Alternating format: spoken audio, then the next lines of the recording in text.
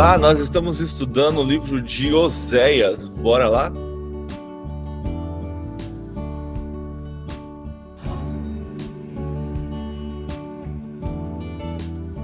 A Ti, Senhor, nós rendemos graças porque o Senhor é bom. Louvado, exaltado, engrandecido seja Teu nome, por Tua fidelidade, pela Tua graça e pelo Teu amor. Obrigado pelo fôlego de vida. Obrigado pela Sua misericórdia que se renovou mais uma manhã sobre as nossas vidas. Obrigado pela sua graça e pelo seu amor que é derramado sobre as nossas vidas. Louvado, exaltado, engrandecido seja teu nome, hoje e sempre. Obrigado porque temos uma casa, um teto sobre as nossas cabeças. Obrigado porque o Senhor nos guarda e nos sustenta. Louvado seja teu nome, Pai, por tudo que o Senhor já fez e por tudo que há de fazer sobre as nossas vidas. Santo, santo, santo é o Senhor Deus Todo-Poderoso, Criador dos céus e da terra, aquele que veio, aquele que é e aquele que há de vir. Nós te louvamos, te exaltamos e te engrandecemos, porque o Senhor é o único digno de ser louvado, de ser adorado, de ser exaltado, de ser engrandecido. Toda honra, toda glória e todo poder seja dados a ti, Senhor. Deus maravilhoso, príncipe da paz, nós te amamos, te exaltamos e glorificamos o teu nome. Pois não há outro além de ti, não há outro Deus. Não tem como viver hoje uma vida sem a tua presença, sem a sua graça, sem a sua misericórdia sobre as nossas vidas. Obrigado, Jesus, porque ressuscitou e vivo está à direita de Deus Pai como sumo sacerdote. Obrigado, Jesus, porque levaste os nossos pecados e a sua ressurreição nos deu a certeza de uma vida eterna, de estarmos eternamente contigo, Pai. Maranata, Senhor Jesus. Vem, vem tomar posse do teu reino, para a honra e glória, para louvor do teu santo nome. Espírito Santo, continue a ministrar aos nossos corações. Fale conosco através da tua palavra, que possamos não só estudar, mas compreender o que o Senhor estava dizendo para o povo de Israel e o que o Senhor tem para nós, para esses dias, para este tempo. Abre os nossos olhos, o nosso entendimento e a nossa visão sobre a tua palavra, para a honra e para a glória do teu santo nome. Espírito Santo, derrama sobre nossas vidas os teus dons conforme a tua vontade, o teu querer.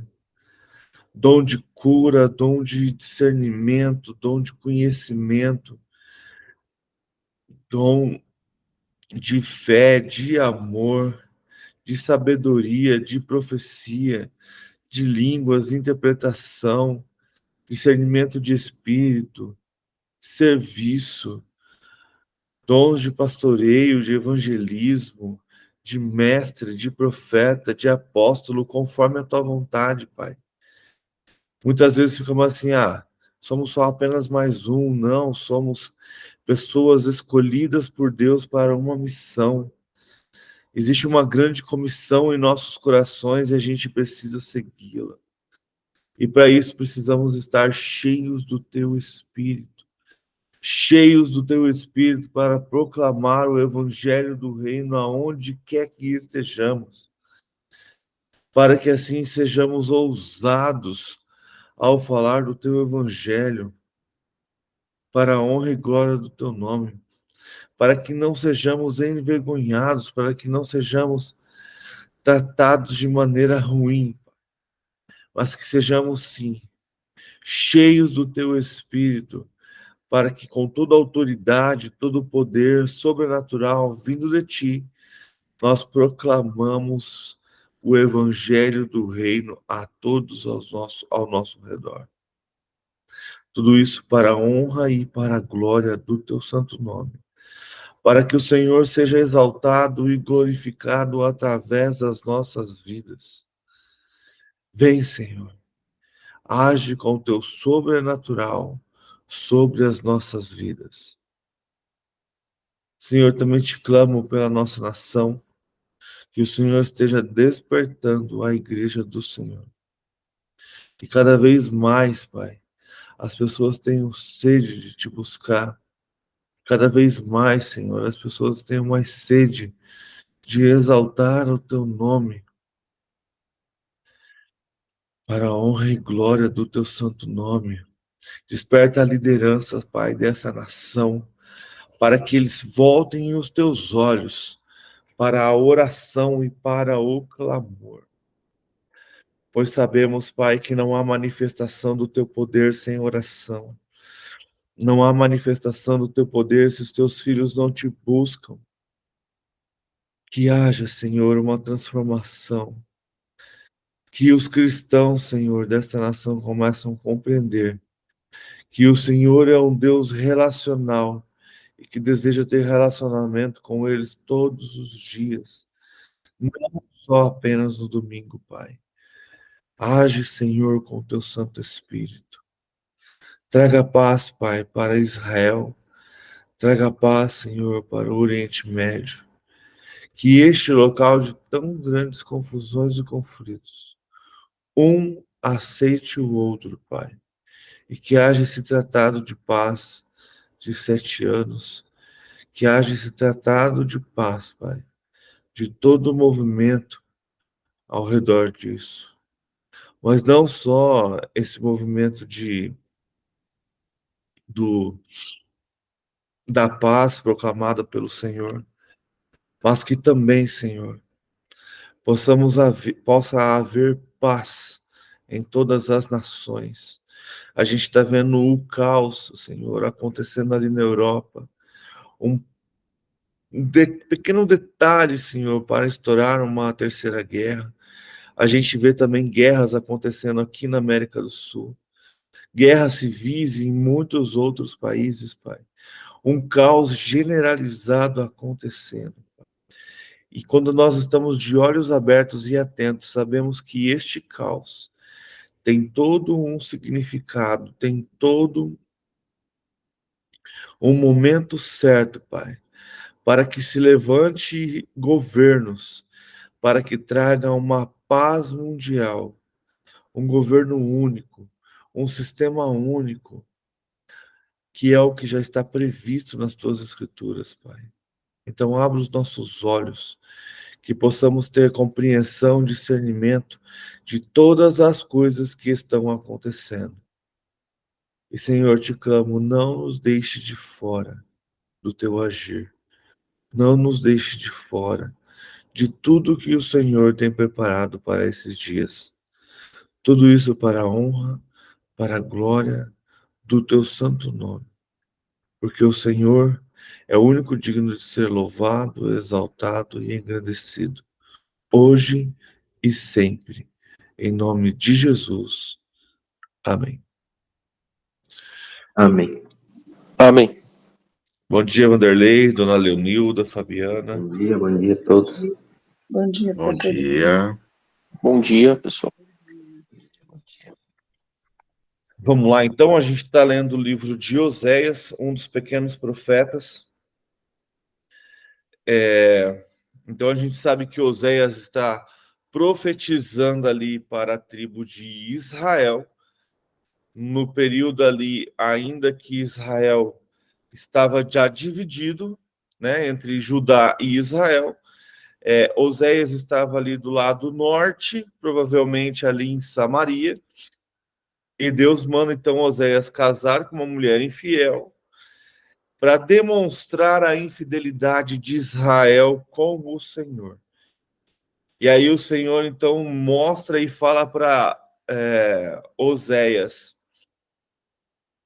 receber de volta sua mulher infiel, sua mulher adúltera, E ali a gente tem um belo exemplo do que o Senhor vai fazer futuramente com Israel. Então, o Senhor está mostrando aqui uma Israel que não se arrepende, uma nação que está totalmente caída na idolatria, uma nação que Deus chama de prostituta, uma nação que Deus fala que dá ralo em seus sacerdotes, que por falta de conhecimento adoram e exaltam outros deuses. E Deus começa então a mostrar para Israel e também para Efraim e Judá as coisas que eles têm feito e o preço que eles vão pagar pelo fato deles estarem pecando contra o Senhor, pelo fato deles estarem indo contra a palavra, contra a lei do Senhor. E como isso é pesado, e como isso afeta Deus, e como isso afasta Deus deles. E eles, ao mesmo tempo, se afastam do Senhor. E quando o seu clamor, mesmo com mártir, né, mesmo se cortando, já não chega ao Senhor, porque o seu clamor já não vem mais do seu coração, já não vem mais ali, não é tão verdadeiro assim.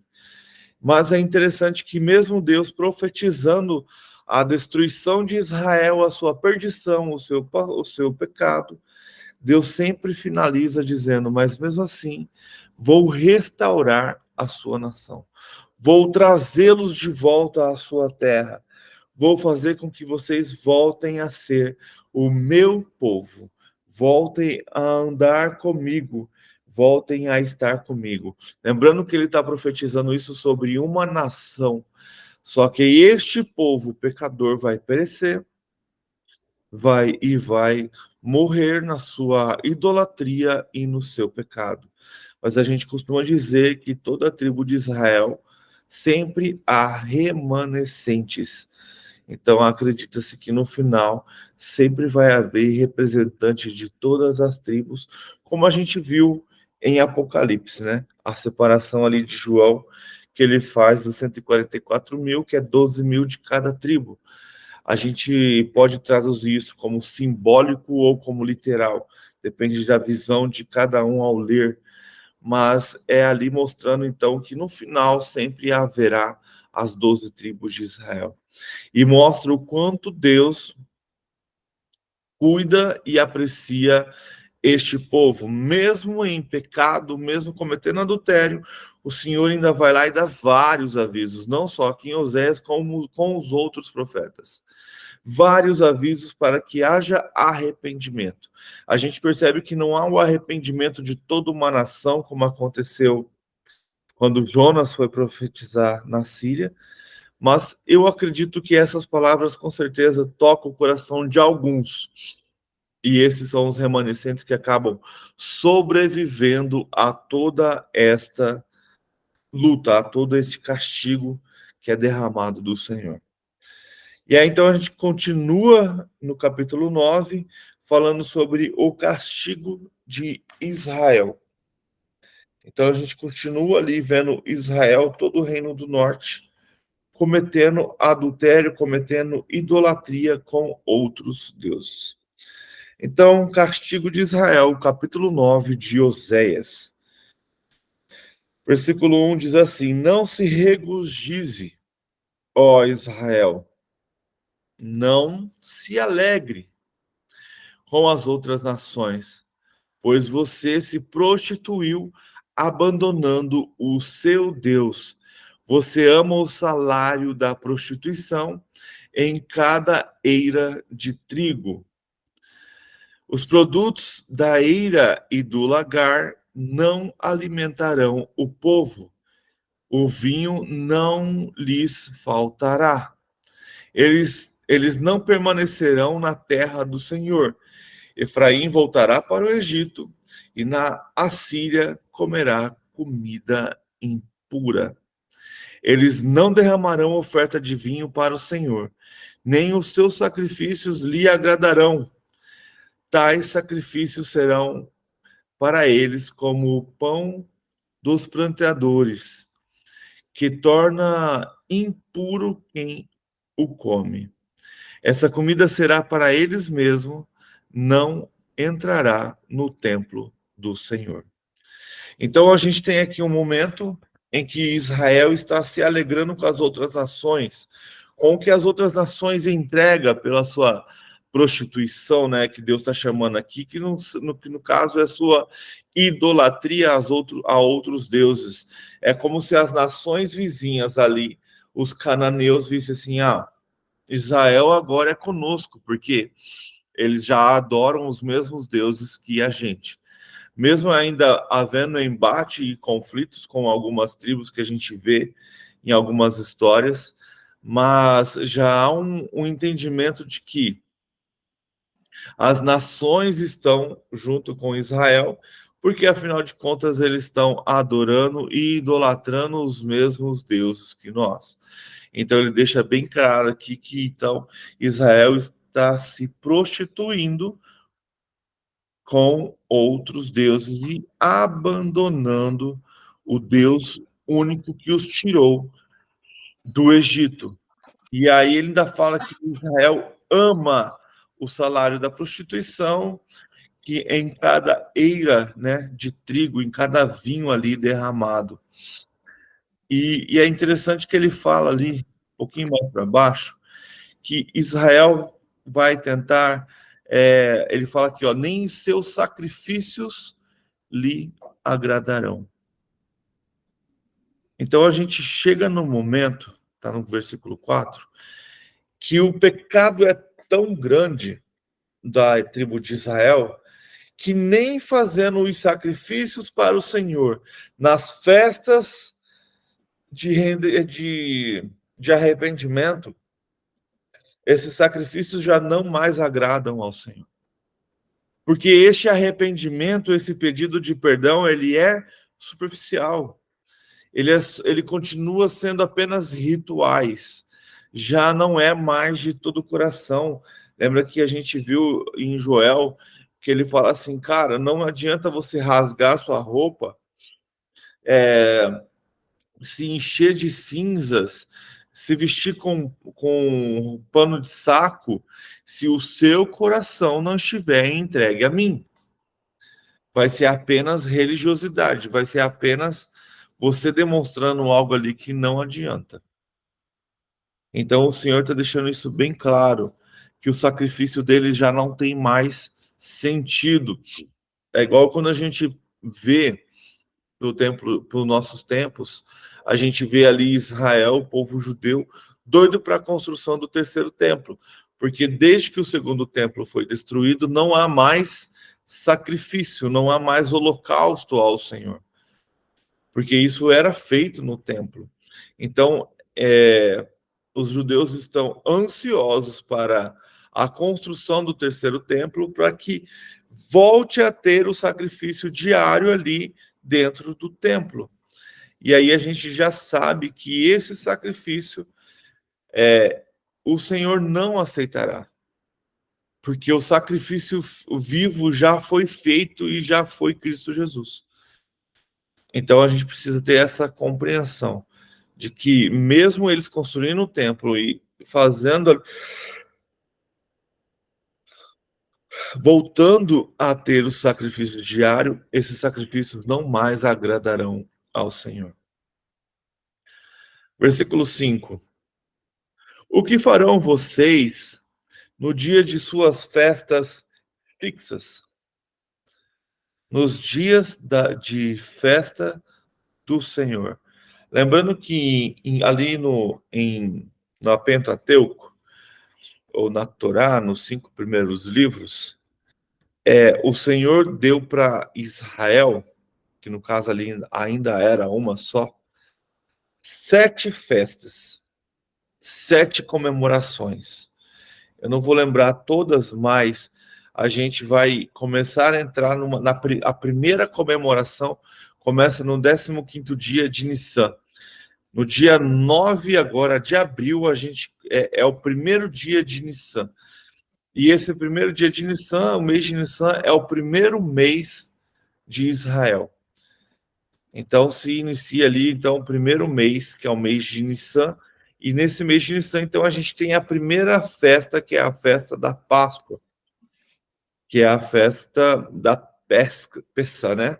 Que é sobre passar por cima, que está falando sobre o sentido ali de passar o sangue do cordeiro nos umbrais das portas.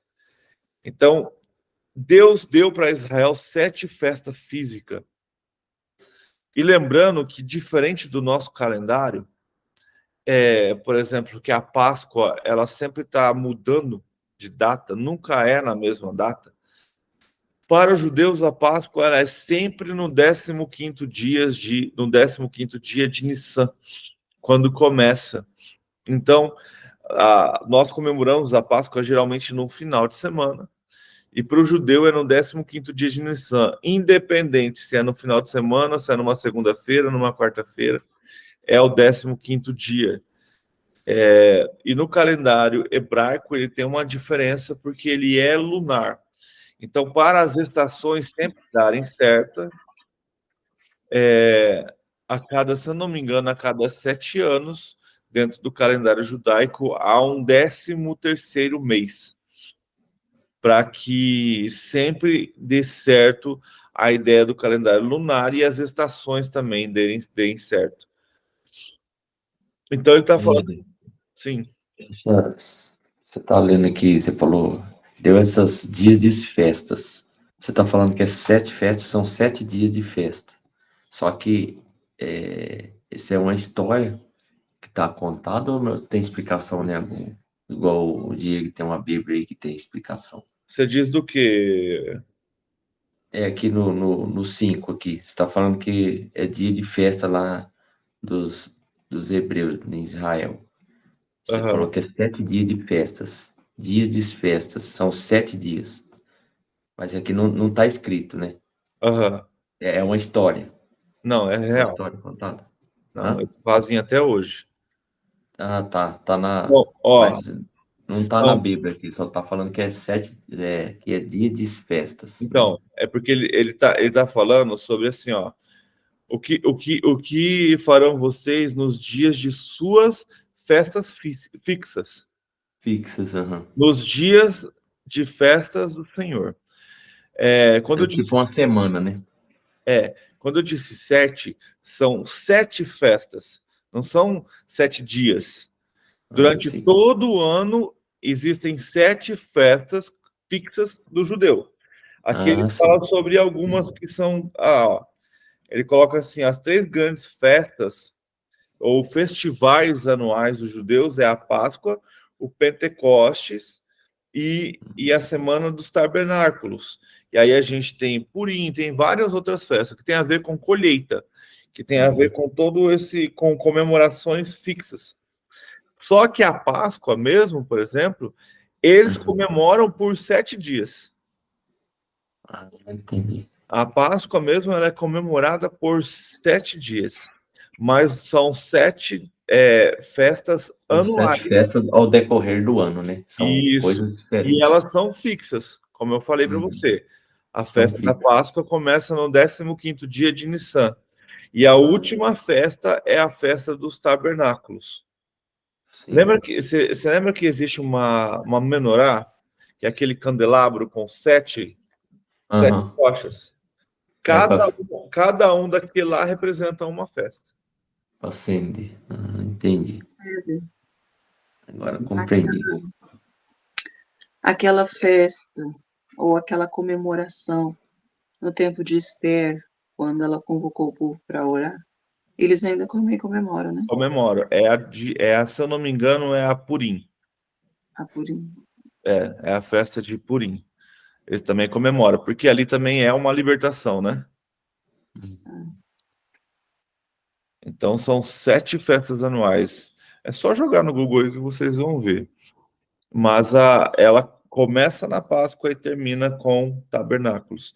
Para você ter uma ideia, a festa, por exemplo, do Pentecostes, ela acontece exatamente 50 dias depois da Páscoa. Então, depois que Jesus morre e ele ressuscita, ele fica ali, então, 40 dias com os discípulos. E ali tem várias aparições dele e tal, beleza. E aí ele sobe aos céus. E aí os discípulos passam, então, 10 dias orando. E quando a gente ouve falar assim, aí houve o derramar do Espírito sobre os discípulos, né? Em Atos 2 ali, a gente chama isso de Pentecoste. Mas não é Pentecoste porque houve o derramar do Espírito. Porque naquele dia era comemorada a festa de Pentecostes. E a cidade de Jerusalém estava cheia de gente que tinha ido para a festa. Então, por isso que esse movimento de quando os discípulos eles estavam dentro de uma casa, se eu não me engano, 120 ou 130 ali, eles estavam orando ao Espírito. E aí, então, houve sobre eles um derramar do Espírito Santo. E aí as pessoas que estavam do lado de fora, que era muita gente, começou a ouvir esse murmurim, ouvir esse clamor, e aí começaram a falar, esse povo logo de manhã já está bêbado? E aí eles começaram a anunciar e pregar na língua daquelas pessoas que estavam ali em volta. Então, a ideia do Pentecoste não é porque houve esse derramar do Espírito sobre os discípulos, não. É porque era o dia da festa de Pentecostes, que acontece 50 dias depois da Páscoa. E é uma festa que o povo todo migra também para Jerusalém para comemorar essa festa. Continuando, então, versículo 6. Vejam, fogem da destruição, mas o Egito os ajuntará e Mênfis os sepultará. Os seus tesouros de prata as urtigas vão herdar. Os cardos cobrirão totalmente as suas tendas. Os dias de castigo vêm, os dias de punição estão chegando. Que Israel o saiba. Por serem tantos os pecados e tão grandes a hostilidade de vocês, o profeta é considerado um tolo e o homem inspirado um louco violento. Então, a maldade de Israel e o seu pecado é tão grande que eles consideram o profeta um tolo. E por quê? Porque o profeta está profetizando contra, é um profeta que está ali para exortar. A gente tem mania de querer aqueles profetas que só declara a bênção. O profeta do RG, o profeta da identidade, que só vai declarar a bênção para o seu povo. Não, eu vejo sobre a sua vida uma grande casa, grandes riquezas. Eis que te digo que o seu noivo está chegando, e por aí vai, né? Só profecias boas. Mas quando a gente vai e começa a estudar os profetas de verdade, a gente começa a perceber que os profetas, na verdade, a maioria deles eles estão ali para exortar. A maioria deles fazem ali exortações para o seu povo. Eles não estão ali para poder agradar e passar, agora vocês são mais que vencedores. Não, é para trazer o arrependimento. Então, por isso que se você parar para pensar, o profeta ele meio que foi extinto de dentro das igrejas. E aí agora tá se levantando esses falsos profetas, né, que trocam profecia por dinheiro, profecia por poder ou profecia por sexualidade. Então, para você reconhecer um falso profeta é muito simples. Se o cara tá trocando profecia por dinheiro, por poder ou por sexo, ele é um falso profeta. E aí a gente tem aqui uma cidade cheia de pecado, sendo exortada pelos profetas, não só Oséias, mas outros profetas. E aqui ele está deixando bem claro, você considera esses profetas como tolo. Ainda pior, e o homem inspirado por quem? Por Deus e pelo Espírito, como um louco violento, que só está falando contra este povo. Versículo 8, o profeta, junto ao meu Deus, é a sentinela que vigia Efraim. Contudo, laços o aguardam em todas as suas veredas, e a hostilidade no templo do seu Deus. Eles mergulharão na corrupção, como nos dias de Gibeá. Deus se lembrará da sua iniquidade e os castigará por seus pecados. Então, olha só, mesmo eles adorando no templo, fazendo as coisas, o coração deles não estavam voltados para o Senhor. Então, eles continuavam a julgar e se afastar do Senhor. E aqui, ó, contudo, o laço os aguarda. Então, não vai ter como fugir. Todas as suas veredas e a hostilidade no templo de Deus. Eles mergulharam em corrupção. Então, eles romperam tudo que eles tinham com Deus. Eles deixaram os deuses daqueles outros lugares tomar seu coração, né? E aqui ele está falando de uma corrupção, de algo que está corrompendo todo aquele povo. Lembra que quando a gente fala de corrupção, a gente sempre tem essa visão de que eu vou fazer algo por você para você me dar algo em troca. Então, essa idolatria, esse pecado estava corrompendo aquele povo e eles estavam se vendendo, se trocando por aquilo ali. Mas aí ele conclui: Deus lembrará da sua iniquidade e os castigará por seus pecados. Então, ele está deixando bem claro que, mesmo você se afastando, vai chegar um dia, não só esse dia onde a ira do Senhor é derramada sobre Israel e Israel é entregue para a Síria e é esparramado, mas um pior, que é o grande dia do Senhor, onde haverá um tribunal e ele julgará todas as nações. E nesse dia o Senhor lembrará da iniquidade deste povo e os castigará por seus pecados. Porque Deus está avisando, está mandando profetas para que haja arrependimento, e não há arrependimento da grande maioria do povo de Israel, principalmente de seus líderes, né? Ali os governantes, os sacerdotes e levitas, que também já estavam caindo nessa idolatria e adoração aos falsos deuses, e a gente vê como isso afeta Judá, quando em Jeremias a mesma coisa está acontecendo. O templo de Salomão já está cheio de estátuas de outros deuses. Versículo 10. Quando encontrei Israel, foi como encontrar uvas no deserto.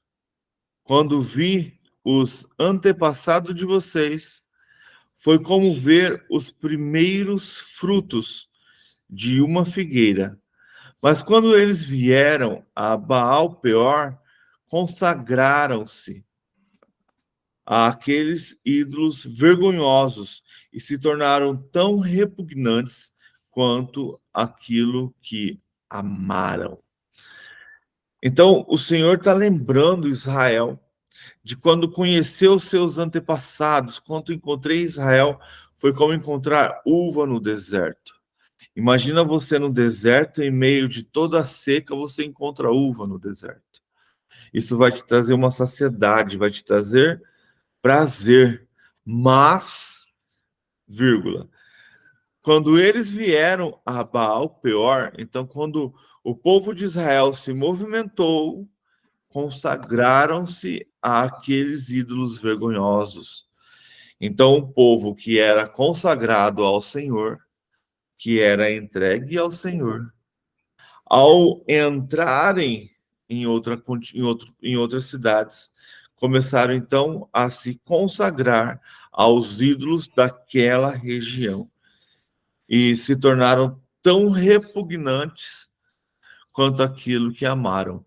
Então a gente tem ali Deus falando que eles se tornaram repugnantes por causa da sua idolatria, por terem amado outros ídolos. 11. A glória de Efraim lhe fugirá como pássaro. Nenhum nascimento, nenhuma gravidez, nenhuma concepção. Mesmo que criem filhos, porém de luto cada um deles. Ai deles, quando eu me afastar. Olha essa frase do finalzinho. Ai deles, quando eu me afastar. Então o Senhor está colocando, deixando bem claro, cuidado. Não deixe que isso aconteça, mas ai de vocês quando isso acontecer. Então é melhor que vocês não tenham, que não haja nascimento, gravidez, nenhuma concepção. Porque os dias que estão vindo serão terríveis. Eu fico... É que a gente não tem essa certeza, vai ser daqui 2, 5, 10, 20, 30 anos. Mas quando eu vejo um bebezinho novo, eu fico assim, caraca, velho. Se tudo acontecer como a gente está vendo, e esse negócio acelerar aí para pouco tempo, a gente pode ter aí um período. Vamos fazer uma analogia. Não estou confirmando nada porque a gente sabe que não existe. Não tem como confirmar, a gente só está atento aos sinais. Mas vamos fazer um caso que a gente tenha 7 anos, exatamente. Vamos fazer uma situação hipotética de que neste ano esse caos traga essa falsa paz de 7 anos. Haja esse acordo abraâmico aconteça e a gente tem 7 anos, então, de uma falsa paz, né? De uma aliança de paz. Então, traduzindo, a gente tem 3 anos e meio de uma perseguição leve. Mas já vai começar a haver perseguição. Já vai começar a haver templos sendo fechados. Imagina, cara, essas crianças que estão nascendo agora, trazendo para a ideia também de não arrebatamento, mas sim que o arrebatamento será no final, sempre colocando o pior cenário. Então, que Deus tenha sempre misericórdia de nós e das nossas crianças. Versículo 13. Vi Efraim plantando num lugar agradável como Tiro, mas Efraim entregará seus filhos ao matador. Ó Senhor, que darás a eles? Dá-lhes ventre que abortem seus e seios ressecados. Caraca. 15. Toda a sua impiedade começou em Gilgal. De fato, ali os odiei por causa de seus pecados. Eu os expulsarei da minha terra. Não os amarei mais. Todos os seus líderes são rebeldes. Então o Senhor já está começando a pegar pesado ali com Israel. Quando ele deixa bem claro ali que o Senhor o que dará a eles, darei ventres que abortem. Então não haverá mais nascimento de crianças e seios ressecados. Até aqueles que chegam a nascer não conseguirão se alimentar. Pois vocês têm a impiedade está sobre vocês, a iniquidade está sobre vocês. E ali o Senhor diz que ali os odiei. Olha quão pesado é o pecado da idolatria, ao ponto do Senhor falar assim, cara, ali eu os odiei pelo que eles estavam fazendo. Por que que Deus... Olha, nossa, cara. Por que que Deus vai secar a madre dessas mulheres? Por que que Deus está falando aqui? Cadê? Que não haverá mais nascimento, gravidez e concepção. Aí você fica, nossa, que Deus malvado, não quer que o povo cresça, não quer mais dar filho a esse povo. Lembra que a gente leu para trás? Lembra que a gente leu alguns capítulos para trás? Se eu não me engano, se eu não estiver errado, no 4, quando ele fala sobre. No 4? Não, no 3, não é? Deixa eu ver aqui se é no 4 ou se é no 3. É no 3. Que ele fala sobre. Voltou os deuses, amaram, um versículo, capítulo tão grande. Não, não é no 3. Que ele fala sobre o culto.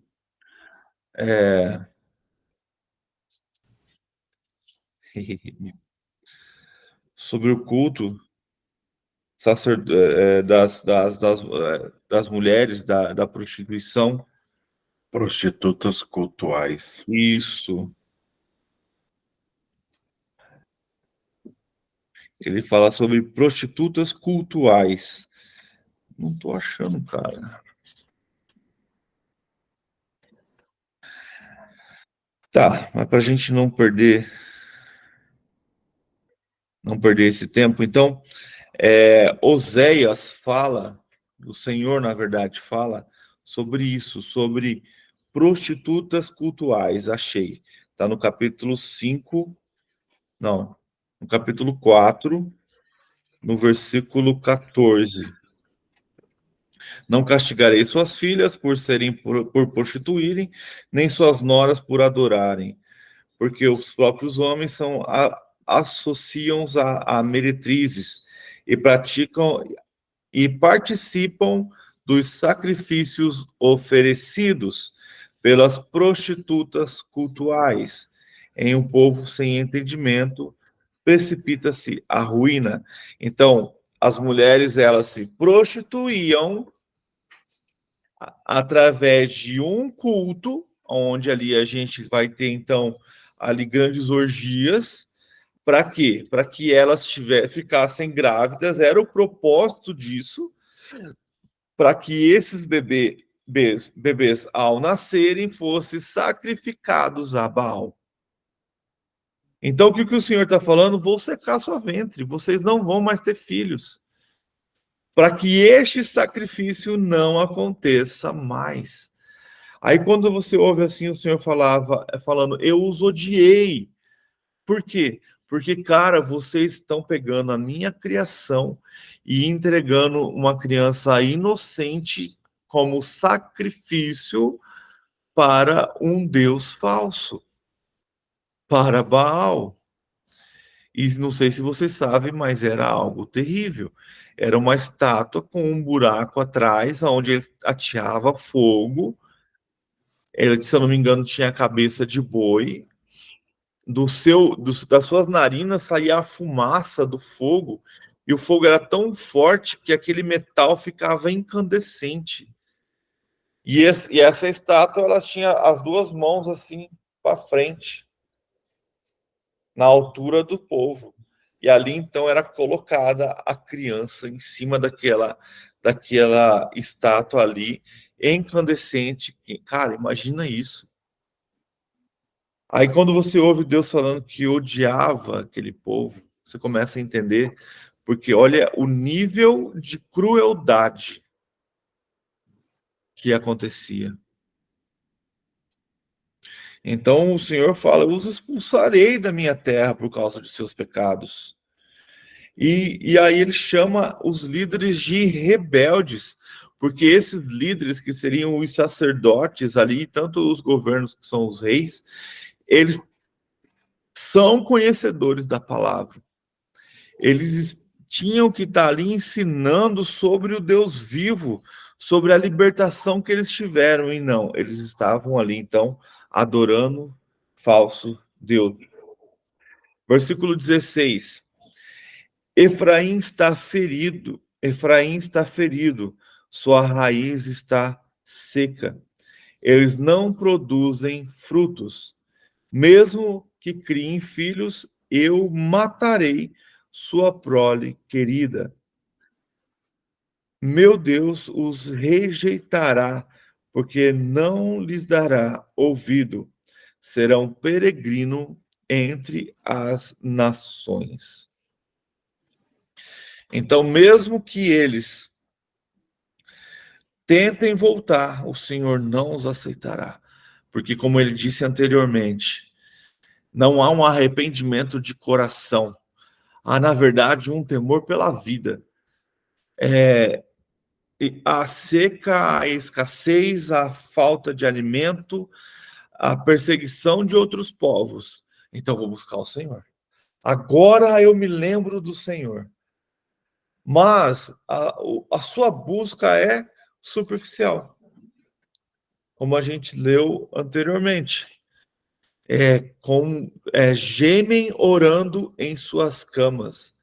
E é bem interessante que tem um comentário sobre isso, que a maioria dos manuscritos trazem que eles se cortam, a palavra ali. A Septuaginta diz que eles se cortam. Então, quando gemem em suas camas, clamando ao Senhor, eles estão se cortando. Lembra? Aqueles que ficam batendo nas costas. Mas o Senhor está falando, o seu coração não está em mim. Vocês estão gemendo, orando, clamando em voz alta, mas o seu coração não está em mim. É igual quando que eu falei da semana passada, quando a gente lê ali Mateus 6, o Senhor fala: entre no seu quarto e ore em secreto, porque em secreto porque Deus te vê em secreto, no secreto. Então ele não está falando Deus te ouve, Deus vê. Falou, meu irmão, Deus abençoe. Deus vê, cara, o seu coração quando você entra no secreto.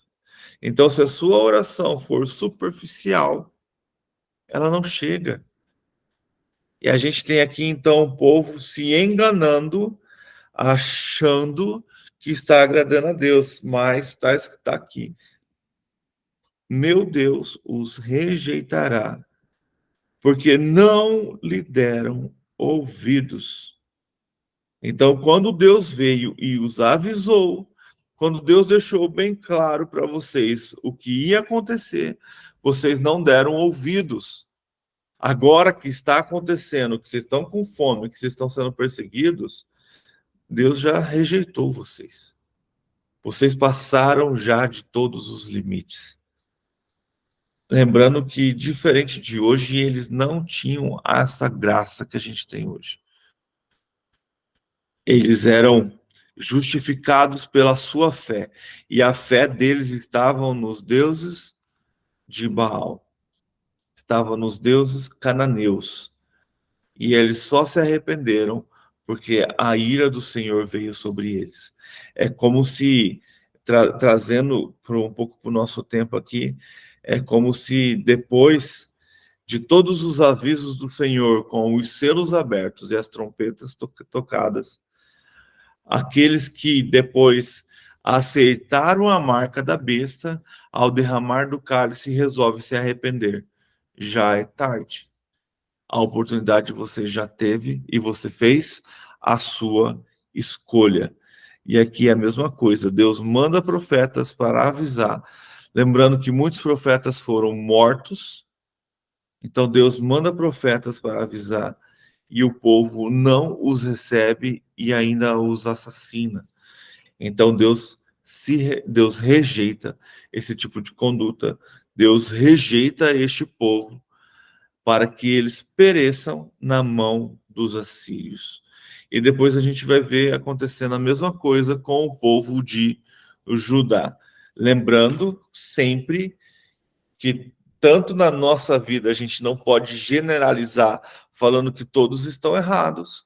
Aqui a gente também não pode generalizar falando que todo judeu ou todo israelita estava adorando a Baal. A gente sabe que há os remanescentes, os monoteístas que adoram ao Deus único. Fechou, gente? Alguma dúvida? Alguém quer colocar alguma coisa, perguntar?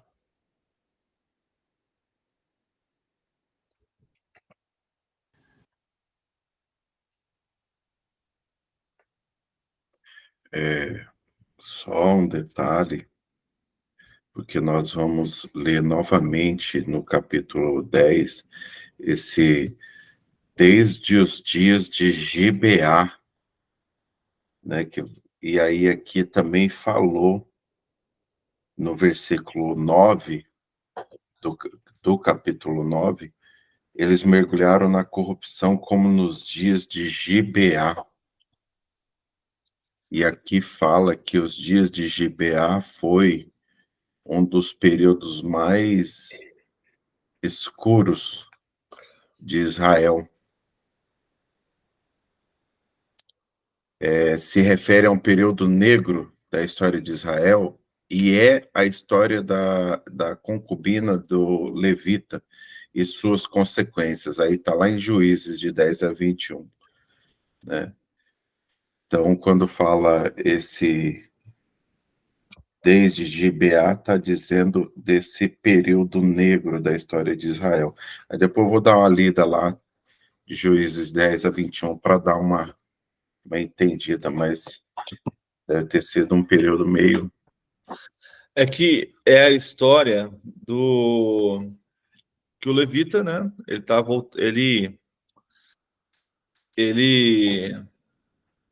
Ele pega uma mulher como concubina e ele a atrai, ela atrai ele e ela acaba voltando para casa de seu pai. E aí esse levita vai lá buscá-la e ele me dá a minha mulher de volta. Só que aí esse pai dela segura eles ali por alguns dias, até que ele resolve ir embora. E agora eu não vou lembrar de qual tribo exatamente ele é. Mas quando eles estão voltando, eles passam por uma cidade e esse levita ele tá com um servo dele ali e a sua mulher. Vamos dormir aqui. Ele fala, não, vamos dormir dentro de uma cidade israelita, não dentro de uma cidade de outras tribos. E ali, então, ele vai e chega, se eu não me engano, deve ser, então, em Gibeá. E ali ele senta na praça e ninguém o acolhe, ninguém dá atenção para eles. E aí, então,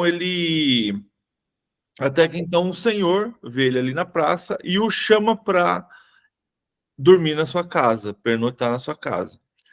E aí o levita, meio arrogante, fala, olha, eu só preciso de um lugar para dormir, não preciso de nada de você. Eu tenho todo o suprimento, tenho tudo, só preciso de um lugar para mim e os animais dormirem. Aí ele fala, não, lá em casa tem, vem com a gente. E aí quando ele entra na casa desse senhor, a cidade de Gibeá fazem a mesma cena de Sodoma quando Ló recebe os anjos. Então os homens daquela cidade vêm e querem ter relações com aquele levita. Manda o Senhor colocar aquele homem para fora. Lembrando que existe uma tradição que era cultural naquela época, em que era vergonhoso você entregar uma visita para alguém. E lembrando que a gente tem boa parte da Bíblia sendo, então, ela patriarca, ela sendo, então, colocando o homem mais importante do que a mulher. A gente vê isso lá em Ló, e a gente vê essa situação em Juízes também. Ao ponto do levita, então, para acalmar aquele povo, pegar a sua mulher, a sua concubina, e jogá-la para o povo. Então, essa mulher é jogada para aquele povo, a porta é fechada e ela é abusada durante a noite toda por aqueles homens daquela cidade. E aí, no outro dia, quando eles acordam, ela está estirada na porta da casa. E aí, esse levita, então, até cutuca ela, fala: vamos, levanta, vamos embora. E ali ele percebe, então, que ela está morta. Ele pega o corpo dela, coloca na carroça e leva, agora eu não lembro para qual cidade, para a cidade de onde ele era. E ali, então, cara, ele corta ela em 12 pedaços e manda um pedaço para cada líder de cada tribo, falando o que aconteceu com ele ali. E aí, cara, se eu não me engano, eu acho que as tribos vão para cima daquela cidade ali, há uma grande guerra civil ali dentro por causa desse acontecido. Mas eu costumo dizer que é um momento bem sombrio da história ali de Israel, né? Que é o primeiro, eu não sei se vocês vão lembrar, mas é igual a Primeira Hora, né? O livro de Juízes, ele, se você dá uma torcida nele, ele pinga sangue. E essa é a última história, né? E é uma história assim bem terrível que acontece ali então com esse juiz, né? Ele vem depois de Salomão, de Sansão, perdão. Aqui, ó, o levita e a morte de sua concubina. Cara, é terrível, em Gibeá, isso mesmo. Iremos para Gibeá. Então esse levita ele vai para lá. Não, vamos dormir em Gibeá, que é uma cidade da tribo de Benjamim. E lá essas coisas acontecem. E ele era de Belém, de Judá. E esse cara, então, olha, cara, que interessante. Então, nossa, velho, olha que terrível. Se ele fala que era pior, imagina como estava Israel. Então, na verdade, ali quando esse levita mandou então os corpos, a parte, né, dos corpos ali,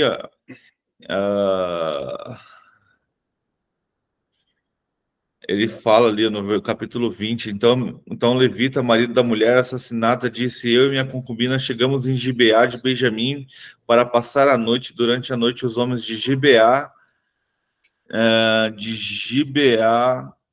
vieram para atacar-me e cercaram a casa com a intenção de matar-me. Então, violentamente, minha concubina e ela morreu. Peguei minha concubina, cortei-a em pedaços e enviei um pedaço para cada região da herança de Israel, pois eles cometeram uma perversidade, esse ato vergonhoso em Israel. Agora, todos vocês, israelitas, manifestem-se e deem o seu veredito. Então Israel acaba indo lá, subiu de Betel, blá, blá, blá, blá, blá, blá, e o Senhor permitiu, cara, acompanhou de perto Gibeá e Israel contra eles em Benjamim, tomaram posição contra Gibeá. E os benjamitas saíram de Gibeá naquele dia e mataram 22 mil israelitas. Houve uma guerra ali, na verdade, né? Mas quando a gente traz, voltando para Oséias, se a perversidade daquela cidade era tão grande como era em Sodoma, olha que louco. Então, olha como estava Israel para ser comparada com aquilo. E é exatamente isso, né? Quando Deus fala que não haverá mais nascimento, gravidez nem concepção, que ele vai secar a madre dessas mulheres, que elas vão, ele fala assim, que até as que estão grávidas, né, vão abortar antes, para que, e os seios serão ressecados, para que essas crianças não nasçam, para que não haja esse sacrifício. Então, já era algo muito feio, muito terrível que estava acontecendo com Israel, influenciado pelo esses deuses baalitas, e a gente sabe que é a própria influência de Satanás sobre aquele povo. E quando você... É aquela história, né? Casa vazia,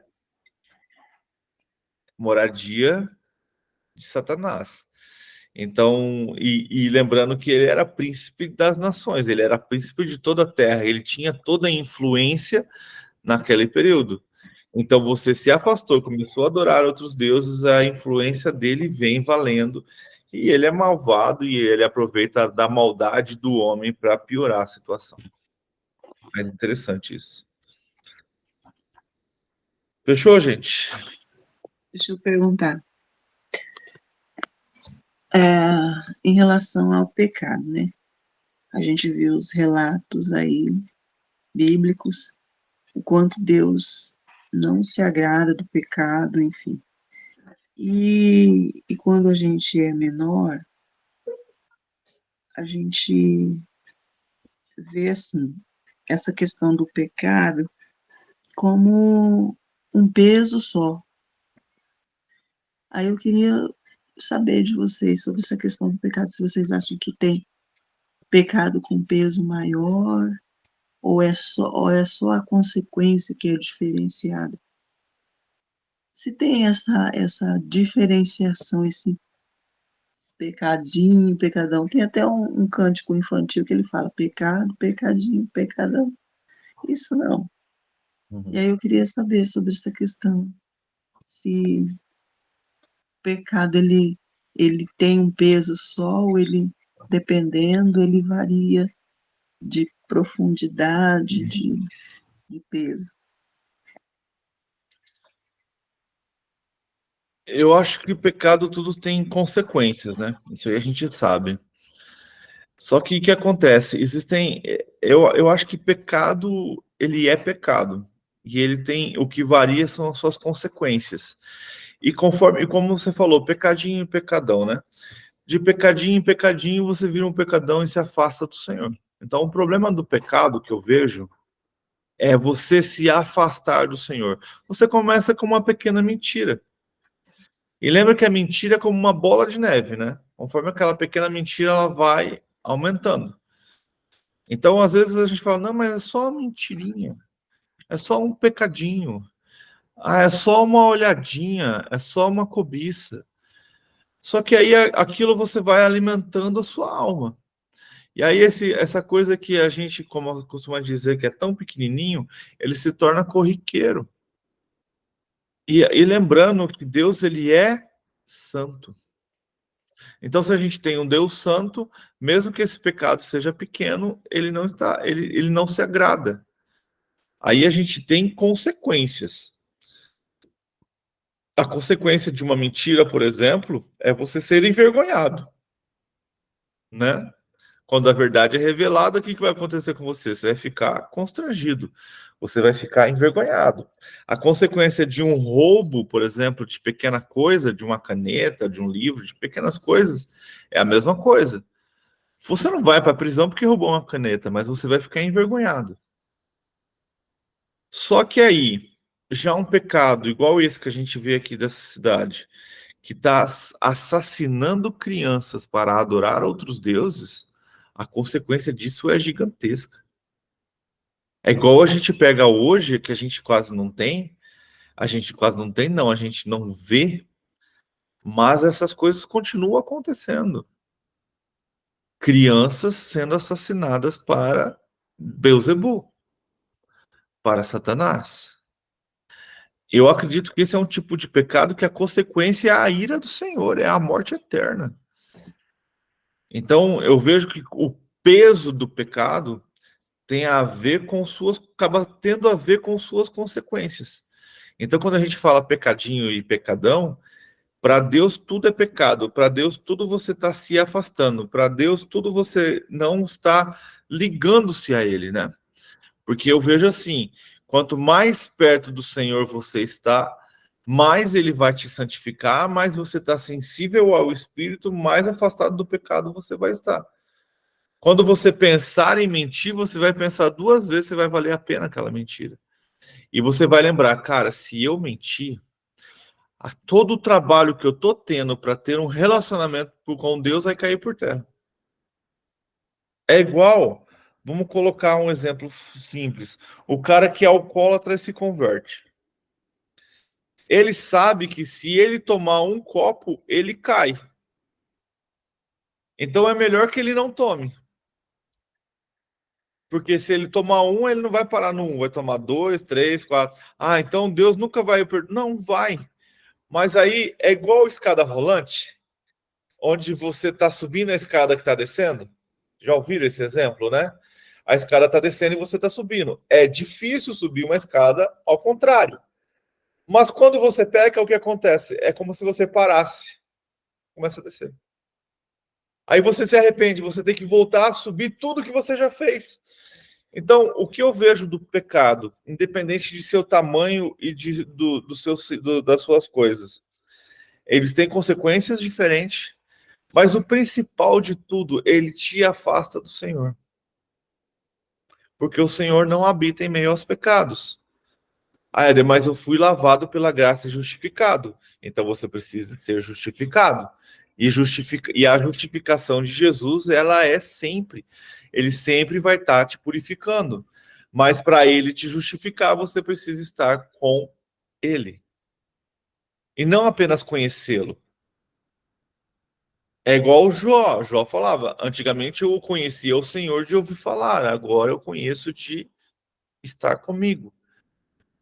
Então, muitas vezes nós somos cristãos que ouvem o Senhor de ouvir falar, que frequentam uma igreja no domingo, mas a nossa semana inteira a gente mente, rouba pequenas coisas, idolatra alguns líderes, idolatra nós mesmos, nosso trabalho, nossa riqueza.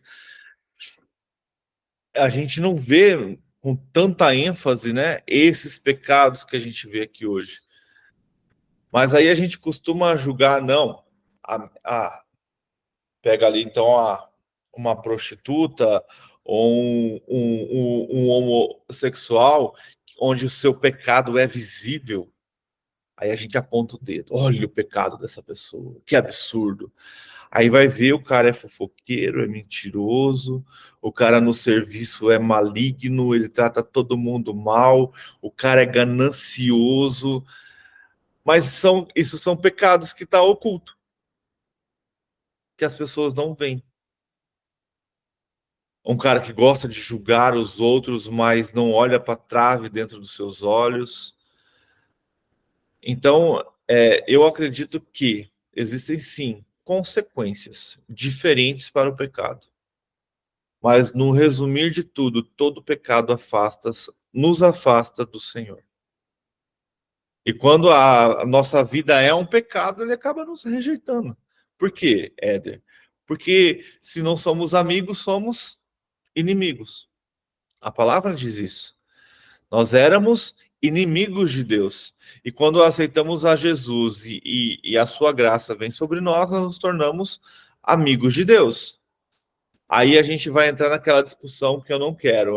Mas perde ou não perde a salvação? Não sei. Eu só sei que Jesus fala assim que a gente tem que permanecer até o fim.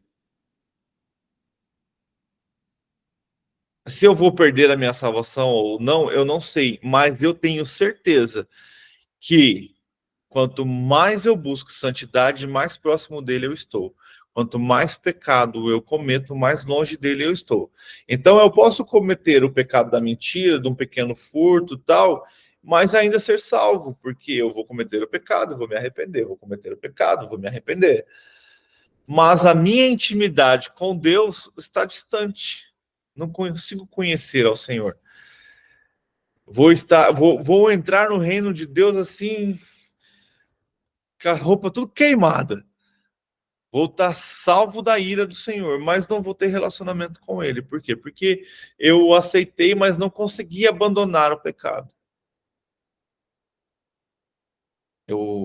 Só que também tem aqueles que acontece se você começa a viver essa vida pecaminosa, mesmo você conhecendo a Deus e os seus princípios, você está se afastando do Senhor.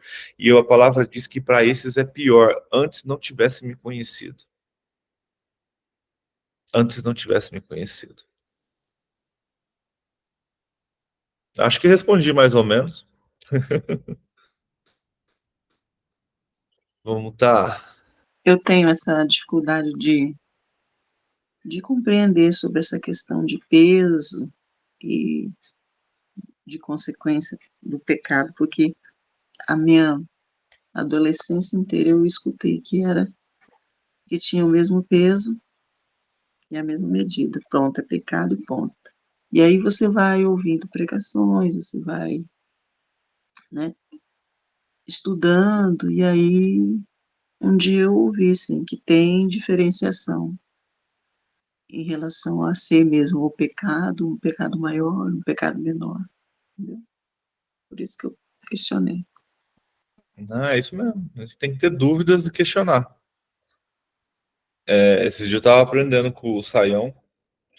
Quem não sabe é o cara que é um dos que estavam junto na tradução da NVI. E ele tava falando algo que é muito bom dentro da cultura judaica que a gente perdeu no Ocidente e dentro da cultura romana é questionar. É preciso questionar. O brasileiro tem mania de aceitar tudo sem perguntar. Já o judeu, não, cara. Pode ser um rabino. Se o cara falou algo que não está claro ao que está escrito na palavra, eles começam a questionar: de onde você tirou isso? Como que você interpretou? Onde você viu isso? Explica melhor. Tem que questionar tudo. A gente tem mania de aceitar e engolir tudo o que todos dizem. Precisamos, na verdade, questionar até as escrituras. Cara, por que é igual aqui, ó, mergulhou na corrupção igual o GBA. Tá, se o Diego não tivesse comentado, a gente não ia ter noção do que aconteceu em GBA. Tá, mas peraí, o que aconteceu em GBA? Tá marcando aqui, vamos lá, 9 e tal. Por exemplo, na minha mesmo aqui, ele não dá uma explicação. Aqui, ó, GBA. Ele fala que é uma cidade em Benjamim e o local de horrendos estupros em grupo e assassinato de esposas e o assassinato da esposa da levita. E ele me leva a Juízes 19. E aí Israel iniciou uma justiça contra a GBA, mas foi incapaz de levá-los à justiça, mas depois impôs julgamento tão severo que levou a tribo de Benjamim quase à extinção. Isso demonstrou a corrupção geral do povo escolhido.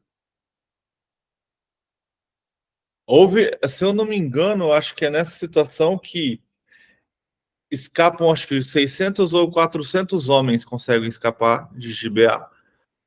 E eles invadem uma cidade e começam a ter relações com outras mulheres daquela cidade para que a tribo de Benjamim não fosse extinta. Olha que louco. E aí Israel faz vista grossa e acaba a história. Então, precisamos aprender então a questionar, a buscar entendimento sobre o que está acontecendo. E isso é muito importante. Fechou? Vamos estar encerrando então. Vamos estar orando para que a gente possa encerrar e começar essa semana que já começou ontem, né? Mas para a maioria começa hoje. Para que Deus esteja nos abençoando, nos guardando. Entramos então no 1º de abril, dia da verdade, né? As pessoas gostam de... Hoje as redes sociais vai estar cheias de besteira, né? Mas que a gente viva a verdade que é Cristo Jesus nesses dias e que passe como se fosse um dia qualquer, né, cara? Ontem, nesse final de semana, eu vivi um dilema, de verdade. E eu não consegui, porque eu não vi sentido de ficar desejando Feliz Páscoa. Não sei por que, cara, mas isso me incomodou. Eu recebi algumas, principalmente de parente, assim, Feliz Páscoa e tal. Eu falei, cara, que legal, que Deus te abençoe. Não consegui, cara, porque eu não vejo sentido, sabe? Aconteceu o mesmo comigo também. Eu desde bom dia, mas não senti de falar também. Para mim é algo manipulado. É igual comprar ovo de chocolate. Cara, é muito massa, cara. Quando você põe uma cultura e quando você ensina, a minha filha tem 9 anos. Ela nem lembrou, nem perguntou, nem quis saber de ovo de chocolate.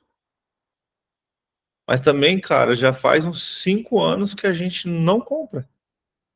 Não tem lógica, cara, você pagar R$100 num ovo de chocolate, cara. Não tem lógica. Eu tava vendo um cara assim, é até ruim de colocar, porque o cara fica falando palavrão, mas apareceu assim, e o cara comparando as coisas, cara, é terrível. Terrível. Eu gostei de um cara com o preço de ovo chocolate, ele comprava linguiça, picanha e mais a bebida. Eu felicitei, sim, pelo sentimento. Mas isso cada um sente diferente. Mas sim. Falei feliz Páscoa. Mas é de cada um. Eu só abri e não tô falando que estava certo ou errado, não. Eu só não senti mais vontade. Simples assim. Mas vamos estar orando, então, para a gente encerrar? Pode orar, Fabiana, para nós, por favor? Amém. Amém. Amado Deus, eterno Pai, Senhor Todo-Poderoso, louvado e exaltado, seja o teu santo e bendito nome, Senhor. Nós agradecemos por esta semana, Senhor, que já iniciou, e queremos pedir a tua presença conosco todos os dias, e que nós possamos buscar esta presença, que é maravilhosa, em todos os sentidos, Senhor. Que possamos sim sentir e ter a sensibilidade de poder ouvir o Espírito Santo falar conosco. Fala, Espírito Santo, que possamos sim ter essa sensibilidade de te ouvir. Nós queremos sim uma comunhão maior com o Senhor, que estejamos, Senhor, dispostos a pagar o preço de ter uma vida de comunhão e conexão contigo. Fala aos nossos corações, nós queremos te ouvir. Papai, abençoa, Senhor, as nossas famílias, Deus. Vai à frente, Papai, dos nossos negócios e do que nós temos para fazer, Senhor. Guarda-nos, a Deus, com a tua potente mão. Abençoa cada um, Senhor. Abençoa aqueles que estão, Senhor, num leito de enfermidade, por aqueles que estão passando por momentos difíceis, ó Deus, em relação à sua saúde, que o Senhor possa trazer o bálsamo de cura a cada vida, Senhor, e que, se não for da tua vontade, que o seu nome seja glorificado, Pai, em todos os momentos, Pai. Abençoa, assim, os nossos familiares, Senhor. Tenha misericórdia de cada um, Senhor. Em nome de Jesus, pedimos a tua presença conosco, Pai. E agradecemos, Senhor, porque tu és bom. Tu és bom. Louvado seja o teu nome. Em nome de Jesus. Amém. E assim a gente finaliza mais um estudo, mais uma porção da palavra de Deus para o nosso coração. E é maravilhoso ver como Deus age e como muitas vezes precisamos meditar que vida estamos levando e que caminho estamos seguindo. Que Deus te abençoe e que você tenha cada vez mais sede de conhecimento e da palavra de Deus.